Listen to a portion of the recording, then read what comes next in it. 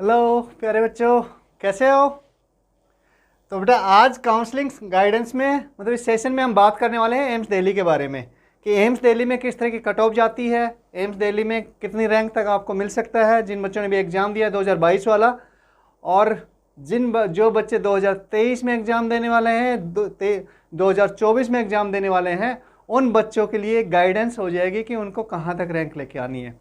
तो उन बच्चों के लिए थोड़ा मोटिवेशन सेशन है, और साथ में जो बच्चे अभी जिनका रिजल्ट अवेटेड है, जो अभी रिजल्ट आने का वेट कर रहे हैं और अभी काउंसलिंग में बैठेंगे, तो उन बच्चों के लिए गाइडेंस हो जाएगी भी हाँ यहाँ तक है और हमें क्या क्या किन बातों का ध्यान रखना है। तो एम आज मेनली डिस्कस करेंगे एम्स दिल्ली में कट ऑफ किस तरह से जाती है बेटा, ठीक है। चलो, तो ये हमारी एक मैट्रिक्स बनाई है हमने। देखो वैसे एम्स दिल्ली का जो कट ऑफ का रहता है पहले राउंड में मतलब कॉलेज फिल हो जाता है, क्योंकि इंडिया का जो फर्स्ट नंबर पे कॉलेज फिल होता है मतलब कंप्लीट होता है, मतलब कट ऑफ जिसकी निकलती है मतलब, तो वो एम्स दिल्ली है। हाँ, कुछ सीटें उससे पहले ये फिलअप होने से पहले सीट्स कहाँ जाती है, जिपमेर पुडुचेरी में भी फिलअप होती है। साउथ के जो बच्चे होते हैं वो उसको ऑप्ट करते हैं बेटा जनरली, या कुछ दूसरे स्टेट्स अदर स्टेट्स के बच्चे हैं जो मतलब घर से दूर नहीं जाना चाहते, कुछ ऐसे बच्चे हैं तो वहाँ का बेस्ट कॉलेज लोकल कॉलेज वो ऑप्ट कर लेते हैं। अच्छा, तो बात करते हैं इसमें, ये जो मैट्रिक्स है ये हमने कहाँ से बनाई है, हमने लास्ट ईयर की जो कट ऑफ थी उसको हमने एक रेफरेंस पॉइंट लिया है, उसी के बेसिस पे हम डिस्कस करने वाले हैं। OR मतलब ओपनिंग रैंक, एयर मतलब ऑल इंडिया रैंक, QR मतलब क्लोजिंग रैंक, आपकी एयर मतलब AIR ऑल इंडिया रैंक। अच्छा, यहाँ पे ब्रैकेट में जो दिए हमने मार्क्स दिए हैं कि क्लोजिंग मार्क्स क्या थे आपके, ठीक है, और ये रैंक दी हुई है, ये रैंक दी हुई है। तो सबसे पहले बात करते हैं कि जनरल में जो टोटल जो इसमें एम्स दिल्ली में कितनी सीट्स हैं, टोटल 125 सीट्स हैं। 7 सीट्स आपके NRI के बच्चे के लिए है, लेकिन NRI नहीं मतलब फॉरेन नेशनल के लिए है, राइट। हाँ, कोई भी हो सकता है, NRI के लिए कोई स्पेशल रिजर्वेशन नहीं है, कोई भी फॉरेन नेशनल बच्चा हो सकता है जिसके जो एम्स दिल्ली में पढ़ सकता है। अच्छा, तो इसमें जनरल में 50 सीट्स हैं बेटा टोटल ओपन कैटेगरी में, उसके साथ में ही आपकी जो डिफरेंटली एबल्ड बच्चे हैं उनके लिए 50 में से ही 2 सीट्स इनके लिए रिजर्व है। सो ये आपकी 2 सीट हो गई, ठीक है। हाँ, यानी कि ओपन कैटेगरी में आपके पास में बचे कितनी 48 सीट बची है। तो ये लास्ट ईयर जो ओपनिंग हुई थी वो 780 पर पेपर था, आपने देखा होगा, एनालाइज किया पेपर, तो उसमें आपने देखा कि फिजिक्स आपकी थोड़ी सी इजी है कंपेरेटिवली, केमिस्ट्री को आप मॉडरेट कंसिडर कर सकते हैं, और जो बायो का पेपर था उसमें आपके क्वेश्चन आपके कैसे थे, लेंदी थे और थोड़े कंफ्यूजिंग थे बेटा। तो ओवरऑल पेपर का लेवल का हम ये नहीं कह सकते पेपर का लेवल इजी हो गया या मतलब बहुत टफ हो गया, ज़्यादा वेरिएशन नहीं है। और जो कट ऑफ जनरल की गई थी, जनरल की जो कट ऑफ थी बेटा लास्ट ईयर वो आपकी 53 थी, और मार्क्स करीब 708 मार्क्स थे बच्चे के, जिसने लास्ट जनरल में क्या सीट जिसको अलॉट हुई थी एम्स दिल्ली में। अच्छा, इसका आप कहेंगे सर 48 बता रहे हैं आप, लेकिन ये 53 तक गया था। बिल्कुल बेटा, जिपमेर पुडुचेरी में कुछ बच्चे गए थे, मतलब करीब 4 बच्चों ने वहाँ पे ऑप्ट किया था, इसके साथ में ही एक बच्चे ने शायद महाराष्ट्र में पुणे का कॉलेज ऑप्ट किया था, और एक बच्चे ने SMS जयपुर को ऑप्ट किया था बेटा, एक बच्ची ने ऑप्ट किया था, राइट। तो इस तरह से करके 53 तक रैंक गई थी। तो ऐसा मतलब ये जनरल ट्रेंड सही है आपका, 52 50 मतलब 50 प्लस रैंक आते ही 51 52 53 इसी तरह से क्लोजिंग होने वाली है, इस बार भी ऐसा ही कुछ होने वाला है बेटा। तो अगर आपके 710 के आसपास मार्क्स हैं तो आपको पूरी संभावना है कि मतलब प्रोबेबिलिटी ज़्यादा है आपके किसके एम्स दिल्ली मिलने की, राइट। इसी तरह अगर हम OBC की बात करें तो टोटल जो सीट है बेटा वो 33 है, जिसमें से 2 सीट आपकी डिफरेंटली एबल्ड बच्चों के लिए हैं, तो ये आपकी 31 सीट्स बच गई। और पिछली बार जो ओपन हुई थी मतलब किसकी OBC की जो फर्स्ट सीट अलॉटमेंट थी एम्स दिल्ली में वो 57 रैंक पर थी। इसके साथ में जो क्लोजिंग थी, हमें ज़्यादा क्लोजिंग से इंटरेस्ट है ना, हाँ, तो क्लोजिंग 256 पर थी, और जो बच्चे के मार्क्स थे वो 695 थे। ये ऑल इंडिया रैंक है, 256 आपकी ऑल इंडिया रैंक है।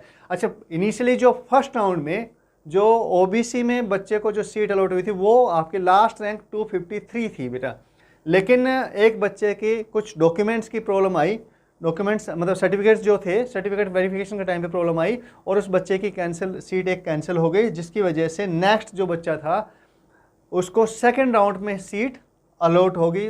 देखिए किस्मत की बात है, या दैट मीन्स कि अगर इससे क्या समझ में आता है हमें कि भाई हमें अपने जो सर्टिफिकेट्स हैं उनको भी समझना है, वो पहले से हमें तैयार रखने हैं, सर्टिफिकेट्स आपके किस फॉर्म में चाहिए, किस हिसाब से चाहिए, उनके बारे में हम समझेंगे, डिस्कस करेंगे बेटा, ठीक है। लेकिन आज के वीडियो में नहीं, नेक्स्ट वीडियो में हम काउंसलिंग प्रोसेस को भी पूरा समझेंगे नेक्स्ट वीडियो में कि भाई काउंसलिंग प्रोसेस, क्योंकि काउंसलिंग प्रोसेस भी आपकी इंपॉर्टेंट है। और हम अदर कॉलेजेस जितने भी हैं, मतलब जितने कॉलेजेस हैं जो अच्छे अच्छे कॉलेजेस हैं, उनके बारे में भी हम समझेंगे कि भाई हाँ कौन सा कॉलेज कहाँ पे स्टैंड करता है, उसकी NIRF रैंक कौन सी है, कौन से में कौन सा कॉलेज ज़्यादा अच्छा है आपके लिए रहेगा, चॉइस किस हिसाब से फिल करनी है, ठीक है। बॉन्ड किस कॉलेज में बॉन्ड है, किस कॉलेज में फीस कितनी है, मतलब वो सारी क्राइटेरिया हम देखेंगे। नेक्स्ट गवर्नमेंट कॉलेज के कितनी रैंक तक मिल सकते हैं, ये सब हम डिस्कस करेंगे, ठीक है। तो आज हम एम्स दिल्ली के बारे में डिस्कस करें बेटा। तो ये हमारी लास्ट 256 रैंक तक गई थी। इस बार भी जो संभावना है कि अगर आपका 690 के आसपास अगर आपके मार्क्स बन रहे OBC में, तो आपको एम्स दिल्ली मिलने की संभावनाएं बनती हैं।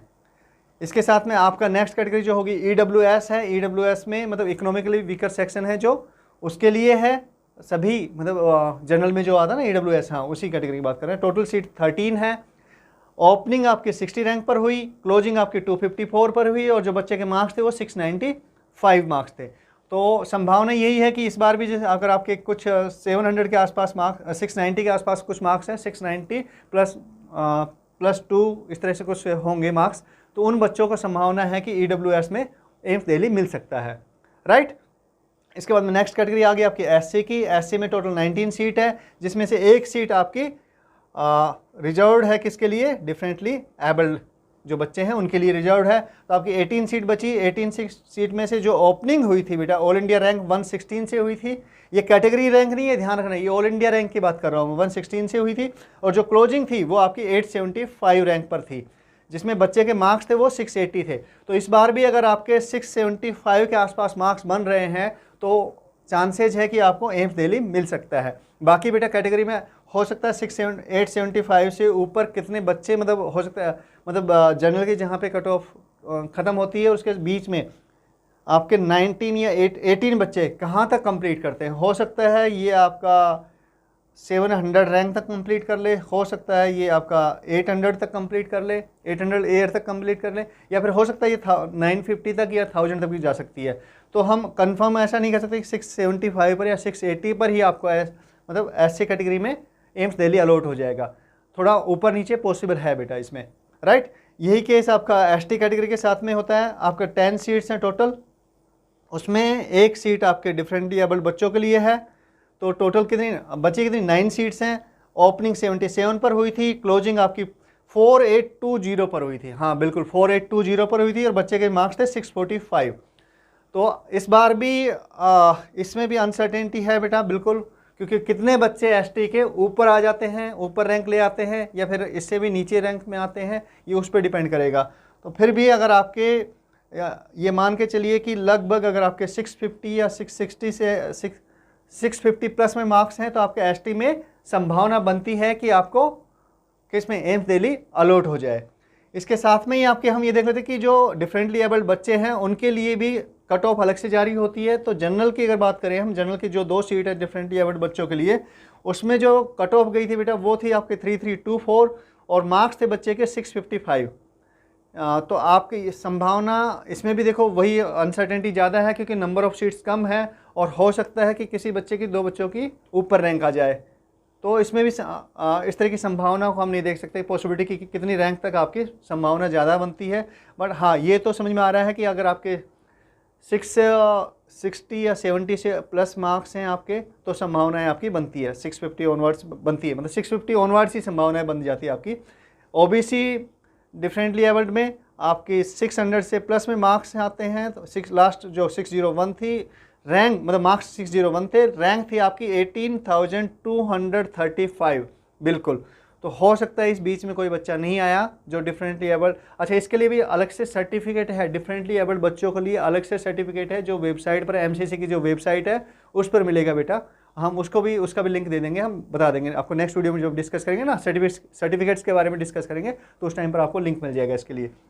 तो ये इसमें बेटा सर्टेनिटी के साथ में कुछ भी नहीं कर सकते, लेकिन हाँ 600 प्लस में अगर आपके मार्क्स हैं तो आपको संभावना बनती है कि OBC में डिफरेंटली एबल्ड बच्चों की सीट आपको अलॉट हो सकती है। SC में आपकी गई थी जो एक ही सीट थी, और वो आपके रैंक किसने फिल की थी, 11th 1,16,567 रैंक ने फिल की थी बेटा एससी में। हाँ, और आपके एसटी में 53,879 पर थी। ये रैंक है, ये ऑल इंडिया रैंक है ये, और ये मार्क्स आपके 539, एसटी में 539 पर क्लोज हो गई थी। देखो वैसे एसटी में आपकी यहाँ पर आप देखेंगे तो एसटी में रैंक यहाँ पे नीचे क्लोज हो रही है और एससी में ऊपर क्लोज हो रही है, लेकिन इस केस में ये जो रिजर्व है, डिफरेंटली एबल्ड बच्चों के लिए रिजर्व है, यहाँ पर उल्टा हो गया। ये 466 मार्क्स पर आउट हो गई थी एससी में, जबकि यहाँ पे एसटी में आपके 539 पर ही क्लोज हो गई थी। ठीक है, तो इसमें इसलिए कह रहा हूँ कि इसमें आपका संभाव नहीं पता किसी बच्चे को, कोई अच्छा पढ़ने वाला बच्चा है जिसकी रैंक ऊपर आ जाए और वहीं पर आपकी क्लोजिंग हो जाए, इसमें कुछ नहीं कह सकते बेटा। लेकिन हाँ, इतने तय है कि यहाँ पर जब जैसे ही ये क्लोज होगी, इससे नीचे वाले रैंक को ये वाली सीट्स मिलेंगी। जैसे आपकी ओबीसी में 256 पर क्लोज हो गई, कौन सी, ये वाली सीट्स, तो ये कहाँ पर मिल रही है, किस बच्चे को मिल रही है, 18,235 पर। जनरल में आपकी 53 रैंक पर ही कंप्लीट मतलब क्लोज हो गई, तो ये डिफरेंटली एबल्ड में आपकी 3,324 पर जा रही है। तो ये एक संभावना है बेटा, थोड़ा सा वेरिएशन हो सकता है इस केस में, बाकी मोटे मोटे रूप में इसी तरह से कट ऑफ जाएगी आपकी एम्स दिल्ली की। तो उम्मीद है कि इससे कुछ हेल्प मिली होगी आपको, और हम आगे के जो वीडियो रहेंगे उनमें आपको पूरी प्रोसेस क्या होती है और कौन से कॉलेज, इनके अलावा एम्स दिल्ली के अलावा कौन से एम्स हैं, या फिर जैसे कि अच्छे कॉलेजेस कौन से हैं जो जिनकी रेपुटेशन बहुत अच्छी है अभी तक, जो एम्स से भी ऊपर कंसिडर किए जाते हैं। पुराने कॉलेज हो गए, और दूसरे फैक्टर्स हैं उनको NIRF रैंकिंग जो होती है वहाँ पर उसमें भी ऊपर लेके जाते हैं। तो आपके जैसे जिपमेर हो गया, आपका AMU हो गया, आपका इसके PGI रोहतक हो गया, मतलब इस तरह के अच्छे कॉलेज है, BHU हो गया। तो ये कॉलेज है, इनके बारे में भी हम डिस्कस करेंगे। तब तक के लिए चलिए मिलते हैं फिर नेक्स्ट वीडियो में अलग इन्फॉर्मेशन के साथ में, जो आपको काउंसलिंग में हेल्प करने वाली है। ऑल द बेस्ट बेटा मेरी तरफ से आपको।